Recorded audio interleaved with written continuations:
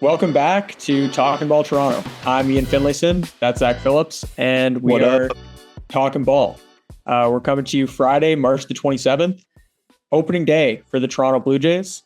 Very exciting time. We are, as excited as you can be for a new season of Blue Jays baseball, for a new MLB season in general. It was a pretty cool kind of second day of opening days. Obviously, the Giants and the Yankees had their special day to themselves to start the season. But we saw guys like JJ Weatherholt, Kevin McGonigal getting their first MLB home runs, first MLB hits, 4-hit game for McGonigal. Munetaka Murakami with another rookie home run. Yeah. He's not a kid, but yeah. No, it was a thrill. Pumped to get going. This is going to be a bit of a preview episode, which we're getting this in at the buzzer here. Can't lie. We're trying to get our predictions. March Madness season, appropriate. Yeah, bold and otherwise on wax and set in stone to be referenced back to if need be before at least the Blue Jays season officially starts. So before we get underway here, how are you doing, Zach? How's it going? Man, I'm chilling. I am on cloud nine because baseball is back. We were saying on the phone earlier today, the off season was a blur, which is kind of funny given the nature of the off season. We don't need to dive into that too deep, but just how it ended and given the sorrow for the rest of November, it felt like it was going to be a very dark and deep winter, which it was, but it also flew by in a sense. So we're here, we're back. It's opening day, the only one that counts to anyone in Canada. A third opening day, which is it's crazy, but yeah, I'm pumped, dude. How about you? How are you feeling? I'm stoked. Yeah, the Blue Jays are in a great spot, and I'm excited to watch them. I'm excited to watch it all unfold. Obviously, some cool roster additions from guys like Dylan Cease, to Kazuma Okamoto, which I'm both really excited about. Might be most excited about ground scraping, submariner Tyler Rogers. That's going to be a treat. It's going to be a lot of unique new baseball in Toronto this summer, and that's a good thing. It's not a bad thing. I know we got to the World Series last year, and change maybe might not come as a welcome thing to someone who just watched a team go to the World Series. But if you look at the back-to-backs in the 90s, they're pretty different rosters. So yeah, it was huge overhaul. Yeah. So it is common in baseball, to keep a similar roster. If you look at the Dodgers for the last 2 seasons as well, they have quite differences in those as well. Same core, which is the same here in Toronto. We lost Bo, obviously, which seeing him in a Mets jersey yesterday was 2 days ago. Yesterday. Can't keep track of all these opening days. And it was just so weird. It just didn't seem right. It made me feel like 75 years old. You just never thought you would see it. Anyway. So of course, it was some kind of change like that is always going to be jarring and shocking when it's a player that was so enmeshed within the franchise, came up and was such an important player to the Blue Jays. But let's touch really quickly before we get into the main contents of this episode, the bold predictions, the over-unders, kind of the classic season preview stuff. Let's just, speaking of Blue Jays departures and roster moves, let's touch on some much more minor names that were, no longer included within the Blue Jays organization. So that would be Leo Jimenez, also a middle infielder similar to Bichette, was DFA'd in favor of David Schneider making the roster. We also had Spencer Miles get that last bullpen spot, and Chase Lee, who was acquired in the offseason from the Tigers, get optioned out of AAA. They were the last two kind of in the running there. Any particular thoughts or feelings on those final roster decisions? No, I think we kind of expected this bench on the position player side. I think is pretty expected. It does. I mean, the numbers game claims another victim who probably would be a good contributor down the stretch in Jimenez, but he's going to get an opportunity elsewhere if a team claims him. He's quad A guy, like we always talk about. Like he's going to contribute on a team like the Rockies or the Nationals, who, if you took a look at their opening day roster, could use a guy like him right about now.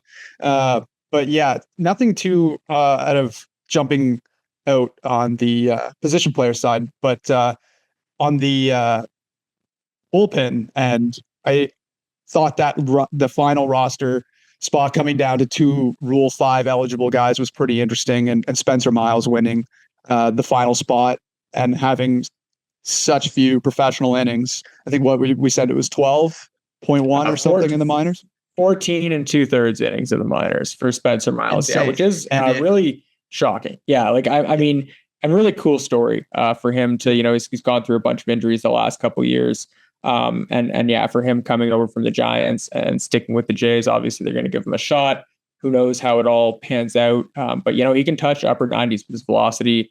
The results weren't great in spring, but spring, they're not looking at results. They're looking at process, and they're looking at him throwing strikes with that, plus level stuff. And, maybe they do, even if they're not able to keep him on the roster throughout the season, maybe they're able to arrange some kind of deal with the Giants, keep him in the organization, look at him as a potential leverage reliever down the line in 26 through 27. For Jimenez, I feel like the kind of line of thought being kicked around now that he's on waivers to be claimed is he the next Otto Lopez? Is he about to go to like you said, the Nationals or the Rockies or the Angels or something, and suddenly be a starting shortstop? So within the realm of possibility, for sure. But yeah, he's got tools. That's a loss. Sure. Yeah. I think given where the Blue Jays position themselves in the hierarchy of the majors, I don't think they'll view Jimenez going and contributing somewhere else as much of a loss, given the nature of the numbers game. But yeah, definitely awesome to see 25. Spencer Miles is only 25.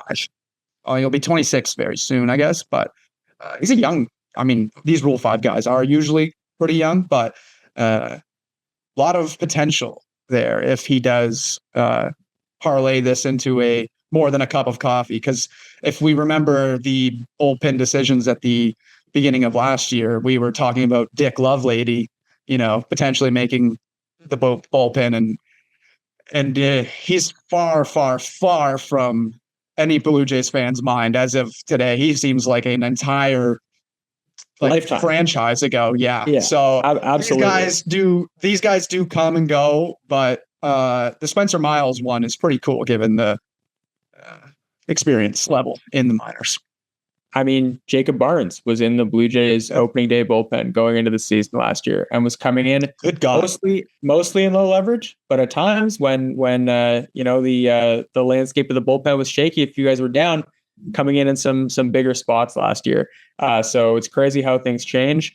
Now, coming into this year, let's take a look to start our over-unders here at the back end of the Toronto Blue Jays bullpen, which solidly has Jeff Hoffman positioned to close out games the same as last year. Despite some rocky results with home runs and blown games at the end there. What I'm going to ask is, could potentially be seen as an indictment on Hoffman's position as a closer, but could also be seen through another light as the Blue Jays taking more of a new age approach to the closer role. So over under, another Blue Jays reliever, could be anyone, could be Louis Varland, could be Tyler Rogers, although that'd be unorthodox, could be Jimmy Garcia coming back in, could be a deadline acquisition even, someone who's not on the team, but any Blue Jays reliever other than Jeff Hoffman getting over 9.5 saves. So double-digit saves for a Blue Jay other than Jeff Hoffman. So we're diving into the over-under segment here, are we? We're getting right into it. This is a good one to start. This is a tough, challenging one. I think that will break the segment wide open here. I'm going to say over, and I'm going to qualify that with, I don't think it's going to be Hoffman has a bad season and loses the closer job, but I think that it's going to come down to when we looked at when he struggled last season, it was over usage and it was his fastball losing velocity. And when you are throwing it as much as he does, and relying on it, you can't lose that 1 and 2 mile per hour ticks. That's a big difference in the majors. And I think they're going to try to manage that a little bit better. So I think that if the Blue Jays are playing in a lot of close games, which, we lost Bo Bichette, a lot of run production's gone there that they're going to have to supplement elsewhere. We could be playing in a lot of low scoring games, given the nature of our defense and our pitching. So there's going to be a lot of low scoring close games that require saves. And I think that 4 or 5 in a row from Hoffman is going to be pretty rare. So yeah, I do think given that long qualification, there will be another pitcher that has more than 9.5 saves on, which is a lot of saves. To have 10 saves in a major league season it's not a little bit. So yeah, that's my long-winded answer to that. I would tend to agree on your thoughts on how the Blue Jays might adjust their usage of Jeff Hoffman this season. Like you alluded to there, losing some ticks on both the fastball and the slider caused him to have pretty diminished results at times last year when he was used 4 times in 5 days or 3 times in a row. So I think they are, and based on reporting, it sounds like they are looking to kind of mitigate some of that and use him with a little bit more consistency. Same thing with not him, being down for too extended of a period. I think they want to be just more consistent with him. For the over-under, I'm going to say no. I'm going to say no reliever gets over. It is a lot. It's a lot of saves. Just based on the Blue Jays' behavior in previous seasons, they've kind of always stuck to a dedicated closer in that kind of traditional sense. Whether it was Hoffman, whether it was Jordan Romano for years before him. There was the 2024 year where Jordan Romano got hurt and Chad Green took the mantle of that role and then was the closer for a brief time there. But yeah, and honestly, I would like to see the Blue Jays take more of a kind of forward-thinking approach with the closer role and not necessarily just roll their closer or their best leverage reliever out in the 9th inning. Like if they're up against the middle of the order in the 6th or the 7th, and it's a 1-run game, and you think that might be the most important spot, I think that's perfectly reasonable to deploy the closer there. But based on the previous behavior, I'm going to go under.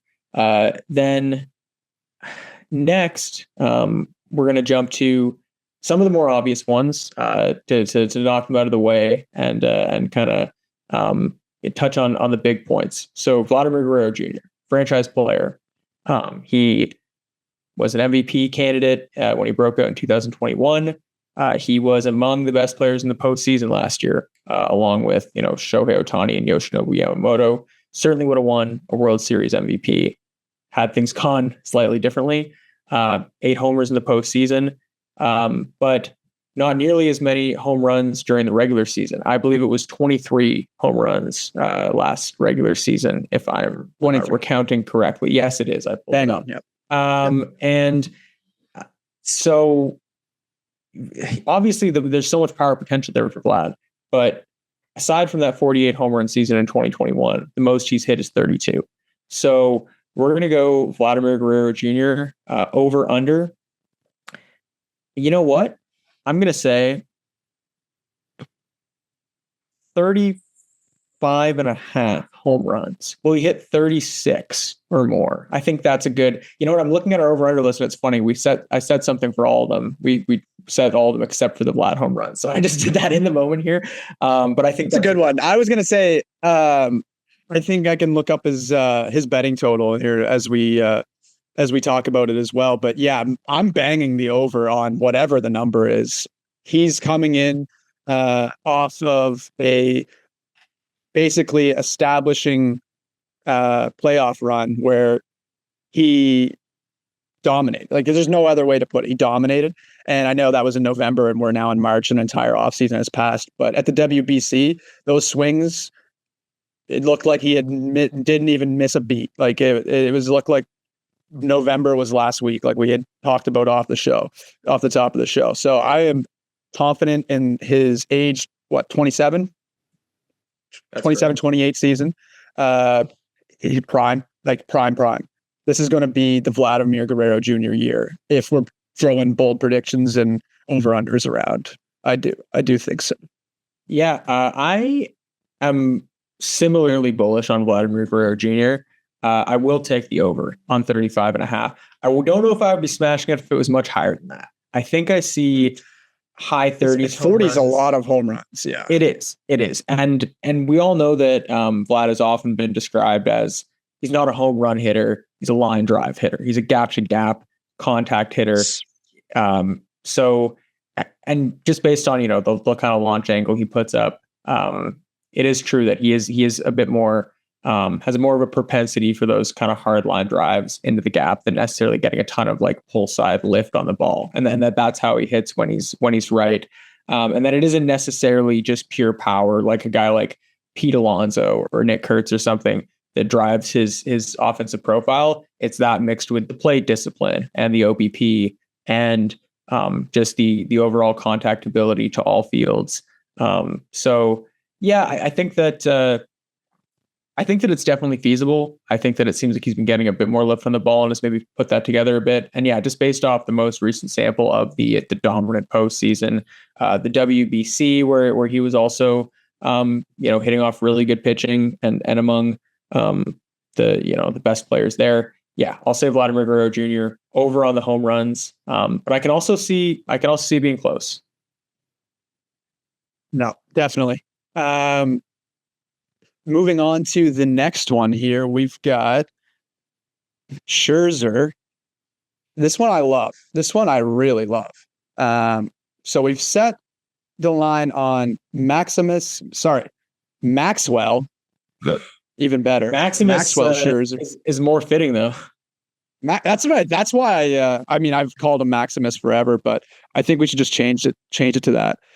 So innings pitched, you've set the line at 84.25, and starts, you've set the line at 15.5. So I'll let you kick us off on this one. What do you think Mad Max, the different colored-eyed madman, provides to the Toronto Blue Jays this season?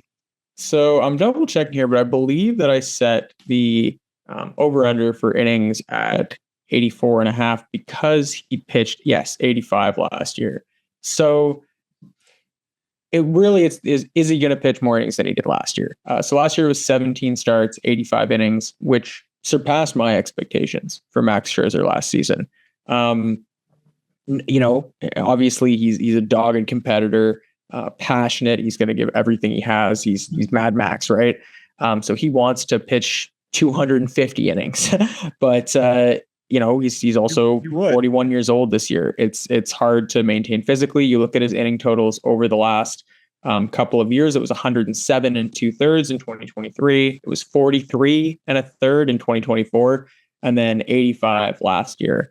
Obviously, if he gets to 85 innings this year, based on the incentive structure of his contract, he would double his earnings. He's being paid $3 million base salary, and then another $1 million for every 10 innings past 55.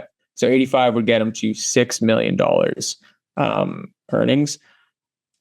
I feel like this is a good line. It's a tough call. I'm gonna say over. I'm gonna say conservatively over. I think that Max has come in so healthy into camp. Appears to have solved the thumb issue by all accounts. The velocity and all of the kind of markers, the command and control seem to be firing on all cylinders. So I'm going to ride that wave of positivity and say over for Max Scherzer. I agree, and I don't know if it's going to be necessarily performance based, which I hope it is.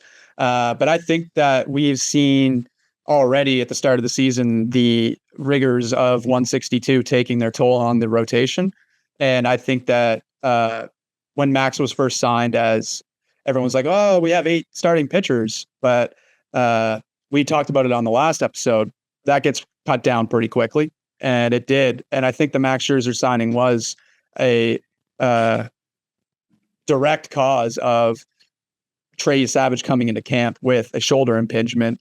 It was a direct cause of, Bieber not being even remotely close to starting the season in the rotation. And I don't think they necessarily came into the new year being like, we need to sign Max Scherzer right now.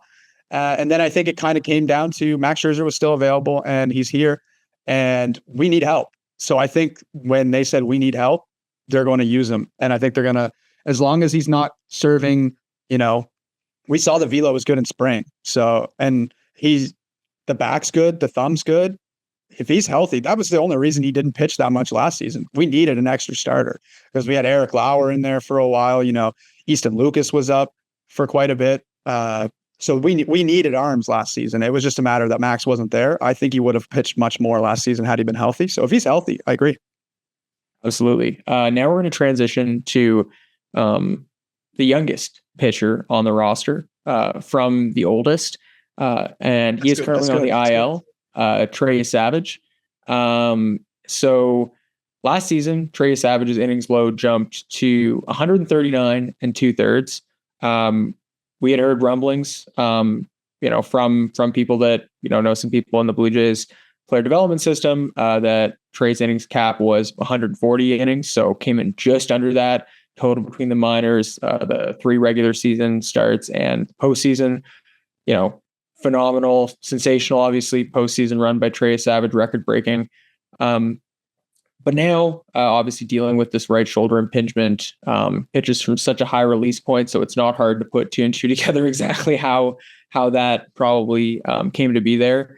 So my arm hurts just thinking about it, man. Exactly. I don't know if I can reach my arm that far from my head.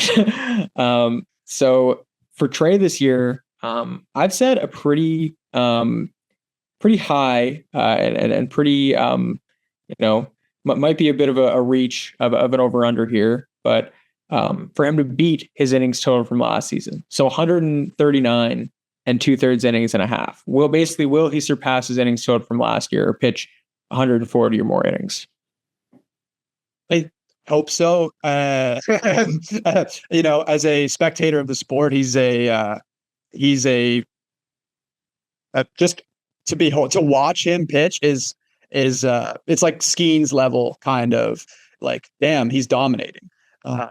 So I'm going to say, I believe, from a journalist perspective, yes, as well.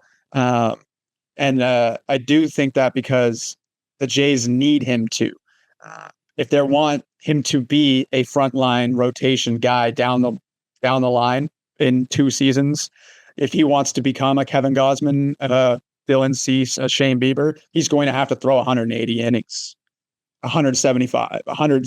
He's going to have to plateau at one of these numbers at some point, and the only way to do that is to build. So if he comes out this year and is underneath 130, it's really hard to come back next year and ask him to go 180.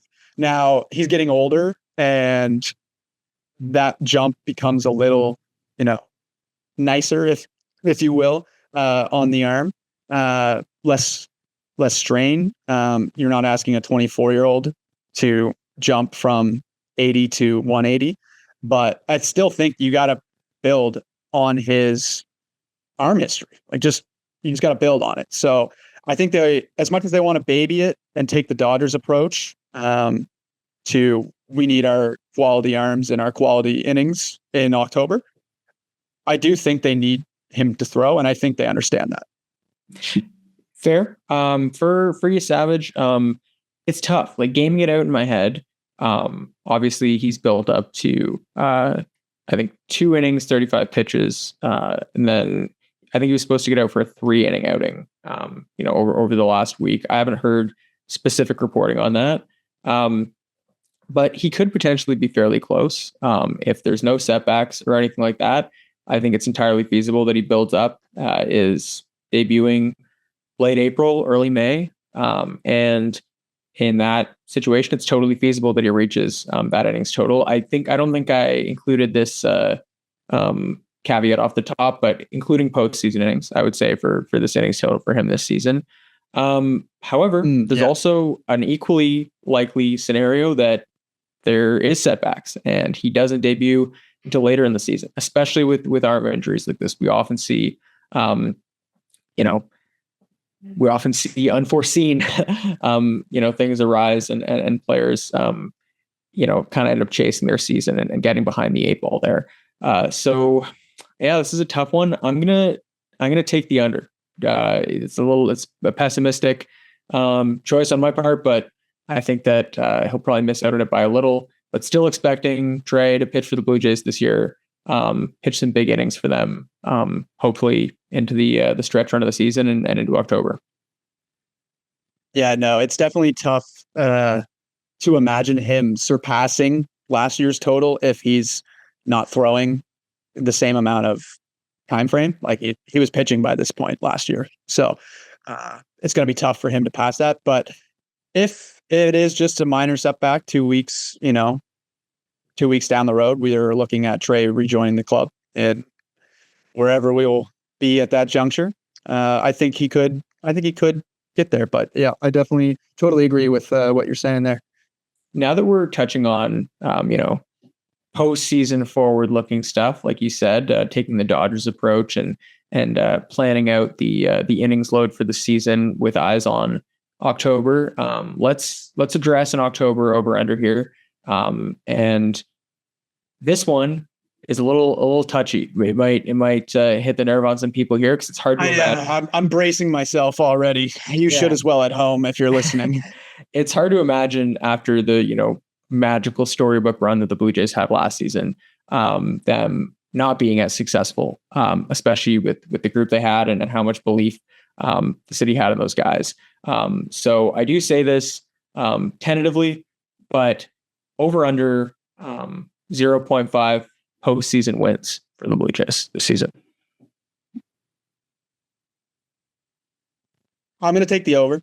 I believe in this roster. Shocker. I've been all over the Jays here. I am all over the Jays though. And how could you not be? Everyone is. But no, you raise a very good point, and I will play devil's advocate here a bit. And this is a very tough division, and chances are you're going to be a wild card team. Like, you're going to have to outmuscle the Yankees. You're going to have to outmuscle the Red Sox. And the Orioles, like, they look much better. And there's no way they're going to be nearly as bad as they were last season. So you're looking at a very possible chance the Blue Jays are playing in the wild card game. And you can get swept in the wild card game in less than 48 hours, which we've come to find out here north of the border more than once. So, yeah, you raise a very important question here is, will this team win the division? Is basically, I don't know. Like, it's going to be a long haul. They're going to be healthy.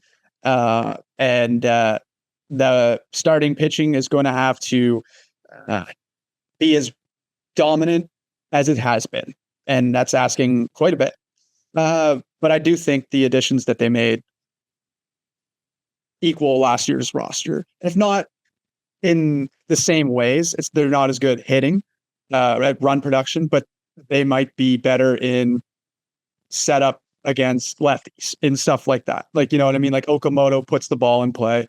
And they took a little more swing and miss with Sanchez. So it's going to be a different looking roster. But yeah, I do think over one win we can attain. I'm going to agree. I will also say that the Blue Jays will have at least one postseason win, but we will touch a little bit further on, or at least I certainly will touch a little bit further on my outlook for the Blue Jays this postseason a little bit later in the episode here. So we can split that combo up for sure. Yeah. So now we're going to go on to a little bit more of a fun one. This is just kind of entertaining stuff to kick around as far as a bit of the color around the game. John Schneider, I wouldn't say he's mild-mannered, but he's a pretty level-headed guy. 2 ejections in each of his first 2 seasons of as a Blue Jays manager, and then 4 in each of the last 2. He's not a guy that's necessarily getting up in arms about everything or constantly arguing with the umpires, but he's going to stand up for his guys. And when there's something that he feels strongly about, he will, go out there and put himself on the line and let him hear it. So John Schneider this season, over under 3.5 ejections. Now, as you'll come to learn on this show, I don't take unders, and I'm sticking to my rule here. I'm taking the over. And quickly, I'll just qualify it again with a long-winded. He's earned his right to get tossed. When you're a young manager coming in, especially the way he came in, it was the Blue Jays weren't, atop the game when John took over. So it's not like he was fighting for a winning ball club when he was going out there to argue. So now he is. And now he is established. He signed the deal. He's got security. And if he wants to fight for his guys, he's got every person in the organization behind him. So I don't think there's ever been a timid from him before to get tossed, but I think now he knows that's not right, and I'm going to go put my stamp on this one. And he did that last year with the Davis homer in the Sacramento ballpark. Sutter Health Field, low foul. Yeah, and that was the best ejection of the season. So he's got it in him. He's got the theatrics in him. What is it? Terry Call their ass is on the jackpot. Anyway, that was one of the all-time from Collins. But yeah, he's got that in him. So I do think this is a very discussed. Manager ejections are a hot topic in this spring training. But yeah, I'm banging the over on this one. John's gonna earn his money this year. This is a tough one for me. I would like to take the over with you as well, because I do find it entertaining. It is a strong aspect of the entertainment product that is baseball, like right up there with, triples and errors and things that, anytime things go awry, when stuff is going kind of crazy, it's a good time to watch. Right. I think it'll be close, but I think it'll be like 3 or something. I think I'm going to take the under just by a slight bit here. Even though I hope that John makes sure his voice is heard and is letting, CB Buckner or Dan Iasonia or whoever hear it on a consistent basis this season. Oh, it's going to be more challenging too with ABS. It's not going to be a balls and strikes conversation, I guess. You make a good point. That's going to throw a wrinkle in this whole ejection conversation that I really didn't consider until you just mentioned CB Buckner. And then I thought, oh my God, thank God we can correct this man this season. No, but yeah, so maybe it's going to come down to like reviews and like plays at second base and catchers blocking the plate and stuff along those lines. I think the balls and strikes part of ejections is really going to, I don't know, the early innings, right? When you're saving your challenges, we still might have the managers are going to bark. There's always going to be, that kind of dialect between, I think. But I think the whole ABS is going to really kill the manager coming out screaming on a ball in the dirt that got rung up on, No, you make an interesting point, and you're sending me down the rabbit hole of balls and strike call arguing and whether ABS will cause more or less of that. Because on one hand, like you're pointing out, well, the challenge system's just going to decide it now. But now, we have situations where, like you said, they're saving them in the early innings. They're calling a ball and they're like, hey, why are you making me use my challenge now? Or the inverse situation, late in the game, they've already used both their challenges and there's a wrong call. Our manager's even more upset because they're out of calls and they don't have the ability to challenge a bad call. We're going to be taking a little break here and coming right back to go over a few more over-unders, some bold predictions, and just our general outlook for this upcoming Toronto Blue Jays season here on Talking Ball Toronto. We'll be right back. Alrighty, welcome back. We are still slinging it along here in our over-unders segment and our predictions episode. Before the break, we were just chatting about ejections and ABS and what that could mean. And while we were reconvening here, we remembered Kevin Biggio got absolutely hosed by tapping his helmet after flipping his bat. And that's going to be something that leads to more ejections. Was the challenge of the strike call granted in enough time? So it'll be interesting to follow as well. Yeah, a lot of different kind of variations that could stem from the new rule. Yeah, I can totally see someone like you said with Cavan there, not like tossing the bat, thinking it was ball four, not even having processed the strike call yet, asking for the challenge, not being granted, and there being tantrums undoubtedly ensuing from situations like that. So yeah, you make a great point. We're gonna keep it rolling though, like you said, keep moving along with these over unders. So this one is a tricky one. How many starters will the Blue Jays use this season? I've set the over under at 11 and a half. Last year they used more than they had in a while. They used 15 different starters.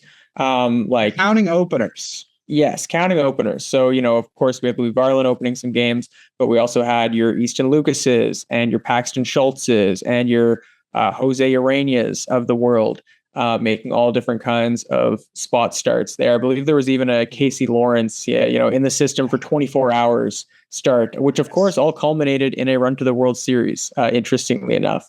But yeah, so I've set the line at 11.5. The Jays were really great at keeping their starters healthy. And they still were last year, of course, too, for the most part. But in previous seasons, they were among the teams that used the fewest starters in baseball. They used 10 in 2024, only 8 in 2023, which I believe was mind-blowing league that year to the Nationals, which is kind of crazy. And only 13 as well in 2022. So I've kind of chosen middle ground there, 11 and a half. What do you think?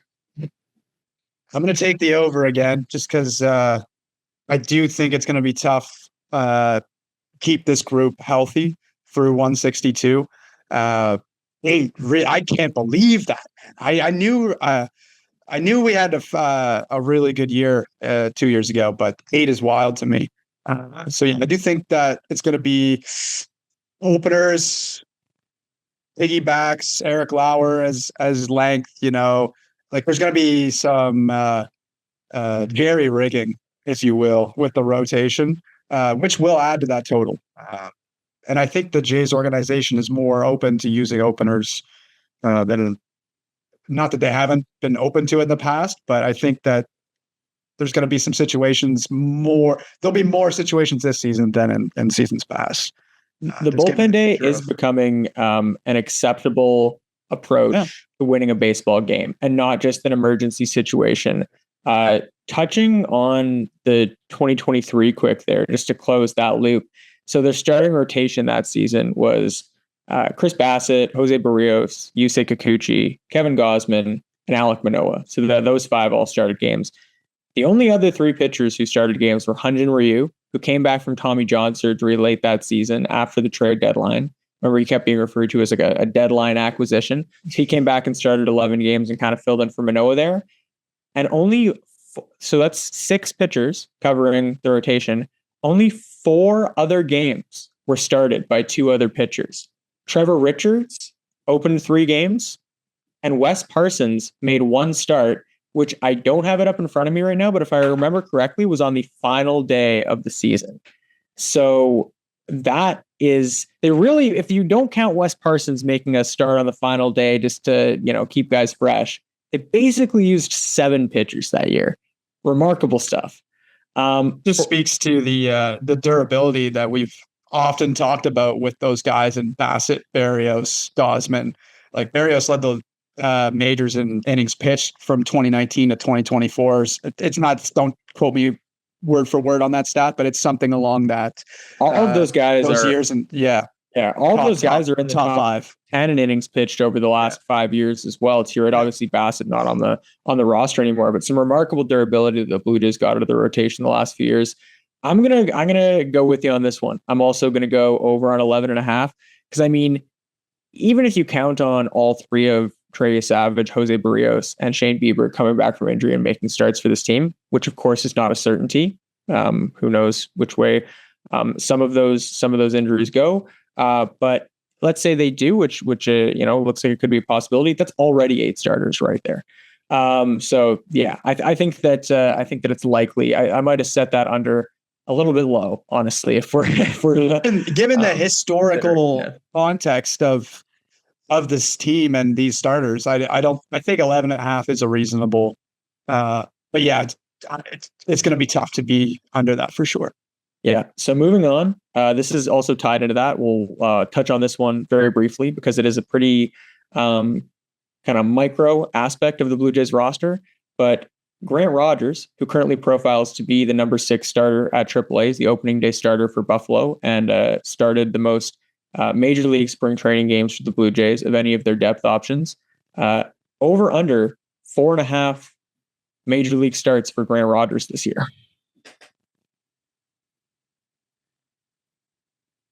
That's a tough one. I'm going to take the over. I just think that given the nature of this team, like we just talked about, I think that we're going to need arms. And this is just one of those scenarios where, I just think that he does, and he's intriguing as well. Like what do you think? So for example, Easton Lucas made 5 starts last year. So Easton Lucas, Grant Rogers very well could be the Easton Lucas of this season. I was going to say, like, I was trying to look at and see how many Easton made, and like his Bowden, like he doesn't have that kind of profile to him. I don't think where he could. I think Easton's the best comp. For Grant Rogers, actually, I spoke with him in the offseason and wrote a piece on him that you can go read at Blue Jays Nation if you'd like. But really interesting. He hauled innings last year. At the time I talked to him, he was number 1 in all of affiliated baseball in innings pitched. He ended up finishing top 5, I believe, was either 3rd or 4th in affiliated ball in innings pitched. He's not a velocity guy; he's a sinker baller. He had kind of abandoned the sinker and really struggled kind of a year and a half back in the minors, but then started throwing the sinker again, which he did in college, and really found success with that. Just a very efficient pitcher, a guy who's, pitching to soft contact, and kind of like your prototypical innings eater, honestly. So he very well could eat some innings for the Blue Jays this season, and I wish Grant the best in that pursuit. Moving on to our next over-under here. We're going to touch on another guy who will be making his major league debut this year, a little bit higher of a profile name than Grant Rogers, Kazuma Okamoto, coming over from the MPB as a star in Japan, 6-time All-Star, 6 30 home run seasons, 2-time Mitsui Gold Glove Award winner. What about his defense, though? What about his defense? I think it looks pretty good. I actually am. We're going to be coming out with a video today as well. A Blue Jays breakdown, new series that we're starting that we'll be delving into a little bit about Okamoto and his defense and his profile at the plate. So also go check that out if you're so inclined and looking for a little bit more information on Okamoto. But yeah, he's got a wide range of potential outcomes coming over from Japan. Undoubtedly, a guy who has shown a lot of promise in some areas, but is yet to be proven at the major league level. So we've set the over/under for Kazuma Okamoto. I've set at 2 here, 24.5 home runs and 2.5 fWAR. Where are you at on those? My God, I'm going to break my rule. I'm going to take the WAR. I'm confident in. I think that the defense will be there. I think the narrative over in Japan right now is they're questioning his defense. Like they're questioning the glove, which is kind of funny. But it is a translation. Like it is a transition from league to league. So I can understand why it is a question, but I don't think it should be as big of a narrative. So I think, the WAR isn't going to be a problem, just given his ability to contribute at all facets of the game. The homers, I'm going to take the under. I'm going to take the under on the homers, just because learning all these new, it could be a benefit to him to be a little naive and just ambush. And he's a contact guy and not have all these sophisticated plans because he doesn't know these arms in the majors yet. But I think that is going to be hard because these are major league pitching and guys are throwing better than they ever have before. So to come in your first season and hit, that's more than Bo hit last year. That's more than Vlad hit last year. So I think I would love to see it, but I'm going to be conservative and I can't be a full overs guy on this episode. So I'll take 1 under. I think that's a good call. I also, it's tough. I think it's a good line. But I think homers, I see it being low 20s, maybe even like, somewhere 19 to I think it's 24. bang on the number. Yeah, I think it's bang on the number. Yeah, so something like that. So, but I do think that regardless of him not exceeding 25 homers, like you said, I can see him exceeding 2.5 Fangraphs WAR, putting together a really strong season, also with his understanding of the strike zone and ability to control that. He had a dead even strikeout to walk ratio last year. We walked as much as he struck out in the MPB. So that's a pretty sticky skill. I can see him being really valuable for the Blue Jays order. And that's why I'll put my first bold prediction in here if we're going to transition to that a little bit. Do it. Kazuma Okamoto, American League Rookie of the Year. That's my prediction. I also think we have to come up with, this is a conversation for another episode, but we've got to come up with an age restriction here for Rookie of the Year, or change the friggin' name to First Year in the League Award. First year playing in the MLB year of the player. Like, I don't know, because to look at Murakami and Okamoto as rookies is kind of funny. And it's like Weatherholt and Okamoto are, anyway, that's a whole conversation for another time. But I love your bold statement there. I'm going to return that bold statement with another award one. I do think that Vlad is going to, like I talked about at the start of the episode, have a prime age 27 career type year. So I think that him and Aaron, my bold prediction to match that is, I think him and Aaron are going to be in a all-time race for MVP down the stretch, as the Yankees and the Blue Jays slug it out for the top of the division. And I think Vlad takes it home. I think the Blue Jays win the division. I think Vlad wins MVP. And I think it establishes himself as, the king of Toronto sports. And no one will look at Toronto sports and not think of Vladimir Guerrero Jr., the MVP of Major League Baseball, after next season. Is my bold take. And I have to, I'm very, very exaggerating here to make it a bold statement, because Vlad and Judge competing for MVP and the AL East isn't really that bold. So to stretch it out a little bit, Vlad is going to dominate all of Canada, like the media, commercials, everything. He's going to win MVP. Blue Jays are going to win the division. And that's my prediction. I like that prediction. I think that's obviously be very fun for the Blue Jays and Blue Jays fans. It would be a great spectacle to watch Vlad and Judge and the Yankees and the Jays duke it out down the home stretch. So that sounds like a fun reality to live in, and I hope we do. For my next bold prediction, I have two that are kind of interconnected here. So it's kind of going to be a twofer. I previously, I actually did not touch on this previously, but I do have the other Jays postseason topic that we'll get back to with the next one. But for this one, I'm going to predict that either Emilio Pagan or Abner Uribe will save games for the Blue Jays in 2025. And you know what? Actually, I did touch on this because we talked about another reliever getting over 10 saves. So that was what I was referencing there. For this one, it'll come with the caveat that this is not an indictment on Jeff Hoffman. And I don't think that the Jays are going to go and look for a new closer per se. I just think that they're going to add a top end arm. They're going to be in the mix at the deadline. They're going to add a top end arm, and teams like Milwaukee and Cincinnati that are smaller markets might be more out of it this year, and be willing to sell on some of those guys. And I just think there's going to be a situation where Jeff Hoffman's down and those guys are also in the mix to save games. So that is my bold prediction. I love the idea of a Padres-esque bullpen in Toronto from last year. When I say Padres-esque, I mean like whatever the frig they were throwing out last year was.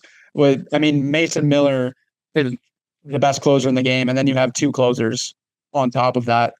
That's kind of what you need to win baseball games in October. It's just the reality of the situation. You look at the Dodgers bullpen right now. they have 3 closers. Like it's 4, maybe if you want to count Roki and where he might end up.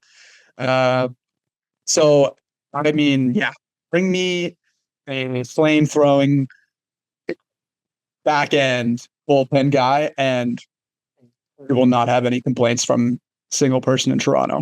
Yeah, you want that layer full of fire breathing dragons for sure for the moments that really matter.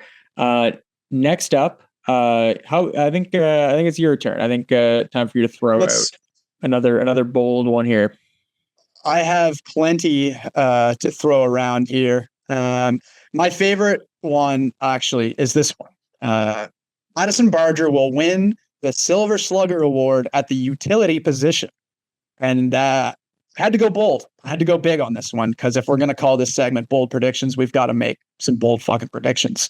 So I think that Barger has shown he can hit major league pitching last season. He absolutely destroyed baseballs. He is as toolsy can get. He's got a pathway to playing time, be it at third base or in the outfield. Like, I don't look at this roster and go, oh my goodness, where's Addison's bats? Where's Addison going to get his at bats? They're going to come. No. They are going to come. He's going to be a part of this lineup. So I think that he's going to get red hot and it's going to be impossible to cool it off. And he's just going to be slinging 110, 120, 115 exit velocities all over the park. And I think he's going to win the Silver Slugger at the utility position. I think that's a cool one. I think that I could see him getting enough. It's really hard to win a Silver Slugger. I will qualify that as well. I mean, at the utility though, if he gets enough time. Last year was Alec Burleson. Yeah. So if you think Addison Barger can put together what Alec Burleson did last season, yeah, absolutely. And as I was getting to there, as far as if he's playing enough at third base, which there is a totally viable scenario where we can foresee that happening. Kazuma Okamoto is going to be DHing the odd day. He'll be at first base spelling Vladdy when he's DHing the odd day. There might be scenarios where Kazuma is on the bench against a really tough right-handed starter, and they pack the lineup with lefties. So yeah, if Barger gets the requisite time at third base, I could see him being a strong candidate for the utility Silver Slugger there. And I am also predicting a big season out of him in general. I think that Addison Barger will be great this year. How's this for a bold prediction? Addison Barger hits a 115 mile per hour, 450 foot nuke, batting from the right side. How is that for a prediction? I think that might be as bold as we can get. That's as bold as it gets. In the traject machine, off of someone that he has just struck out against 3 times the next morning when he gets in there and wants to blow off some steam and some anger.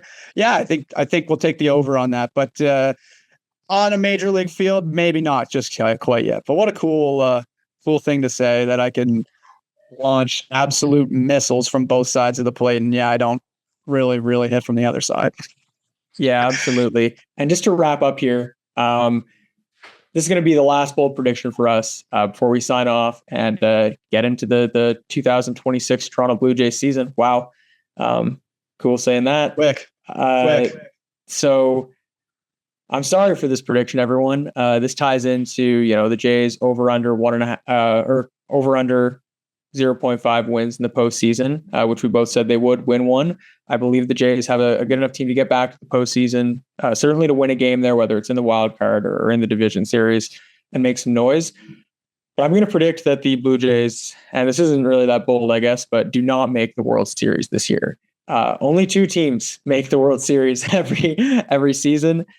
Blue Jays hadn't made it for 32 years before last year. So as fun as it was to get there, as incredible of a ride that is, as that was, I feel like it's very unlikely to repeat in consecutive seasons. Of course, not impossible. It is one of the potential outcomes. It's just a low percentage chance in my estimation. So predicting the Jays, someone had to series. Yeah, someone had to say it, and it is reality. Like, it is like the Diamondbacks made the World Series 2 years ago. 3 years ago. Oh, and point stands. 2 years ago. And look, 2 years ago, right? I can't keep track of all these seasons now that we're in the new one. 2.5, I guess, kind of, but yeah. Yeah. And now look where they're at. Like, they're still a good ball club. Like, they're still pesky. They're still making moves, but they're not. And I know the Jays don't view themselves as the Diamondbacks. Like, we're trying to be the Dodgers. We're trying to be the Yankees. We're trying to be the Mets. We're trying to spend money. We're trying to win every year. But yeah, the Mets don't make the World Series every year. The Yankees don't make the World Series every year. And hopefully we can say the same thing about the Dodgers this year, but we can't right now. But yeah, I think that it's extremely hard to replicate that kind of success. But I will say that as a gesture of hope, if you will, that I think the 2009 Penguins showed this is possible to me. So the 2026 Blue Jays will show it's possible to everybody else. Penguins lost to the Red Wings in 2008, a devastating game. Wasn't quite like we lost. I'm not going to put any comparisons there. The Blue Jays lost, excuse me. But they came back the next year and they beat the Red Wings in the Stanley Cup final in 2009. So it is possible. But that's quite the stretch and quite the shot at hope there for you at home after Ian crushed everyone's dreams. All right. Well, leaving on that optimistic note, thank you for hanging in with us for these, over-unders, bold predictions, just kind of a fun outlook at the upcoming season.